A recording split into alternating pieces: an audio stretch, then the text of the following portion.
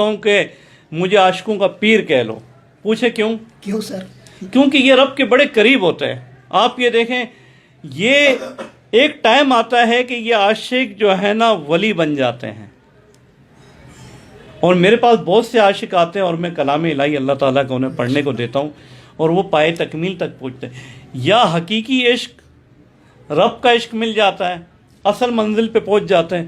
یا اگر جو لوکل مجنو ہوگا اسے وہ لیلا مل جائے گی. لیلا مل جائے گی. ٹھیک. لیلا مجنو کا آپ پوچھ رہے تھے مجھ سے ایک سوال. بالکل بالکل سر، لیلا مجنو کا آپ قصہ سنائیں نا. آپ نہیں، لیلا مجنو کا آپ پوچھ رہے تھے مجھ سے کہ وہ جو مولوی تھا وہ صحیح تھا کہ مجنو صحیح تھا. ٹھیک ہے، اب میں آپ کو بتاتا ایسا ہوں کہ آپ نے دیکھا کئی لوگوں نے فلمیں دیکھی، لیلا مجنو فلم دیکھی، اور وہ کئی لوگ آج تک ان کے مینٹلی لیول میں یہ ہے کہ مجنو رائٹ ہے. ٹھیک ہے، جو نماز پڑھ رہا تھا، ٹھیک ہے، وہ اللہ کی عبادت کر رہا تھا، اسے مجنو نظر آ گیا اور مجنو نے اسے کہا کہ دیکھو میں تو لیلا کے عشق میں اتنا گم تھا، ٹھیک ہے، کہ مجھے تم نظر نہیں آئے اور تم کیسی عبادت کر رہے ہو کہ میں جو ہے نا تمہیں نظر آ گیا. لیکن اصل میں ایسے نہیں ہے، یہ ڈائریکٹر نے لکھا ہے.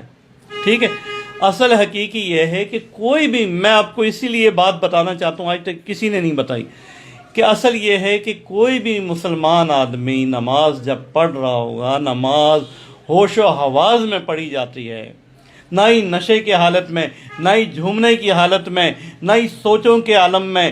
نماز جو ہے نا، آپ رب العزت کے سامنے کھڑے، آپ ہوش و حواس میں کھڑے. اگر اگزامپل ڈائریکٹر نے غلطی کی، لیکن وہ جو نماز پڑھ رہا تھا وہ ہوش و حواس میں تھا، اسے سمجھ آ گئی کہ نشے کی حالت میں دھت، ٹھیک ہے، لیلا کے عشق میں گم، ٹھیک ہے، ایک سامنے سے بندہ جا رہا ہے اور یہ رب العزت کی عبادت کر رہا ہے. اس نے کہہ دیا کہ بھائی تو میرے سامنے سے کیوں گزر رہا؟ تو اس نے کہا میں تو لیلا کے عشق میں گم تھا. دیکھو، نماز میں بندہ گم ہو تو نماز نہیں ہوتی. نماز ایک صورت پہ معاف ہے کہ آپ پاگل ہو جائیں، آپ دیوانے ہو جائیں، جو دیوانگی کی عالم میں نماز معاف ہے. لیکن جو سامنے والا نماز پڑھ رہا تھا ہوش و حواس میں پڑھ رہا تھا، یہاں ڈائریکٹر کی غلطی ہے، مجنو کو اٹھاوا دے دیا اور نماز پڑھنے والے کو نیچے کر دیا. اسی لیے میں کہتا ہوں مجنو غلط تھا، آج بھی غلط تھا، کل بھی غلط تھا اور غلط رہے گا. جو رب کی عبادت کر رہا تھا وہ مولوی، چاہے ڈائریکٹر نے کہا، وہ رائٹ وے. ٹھیک.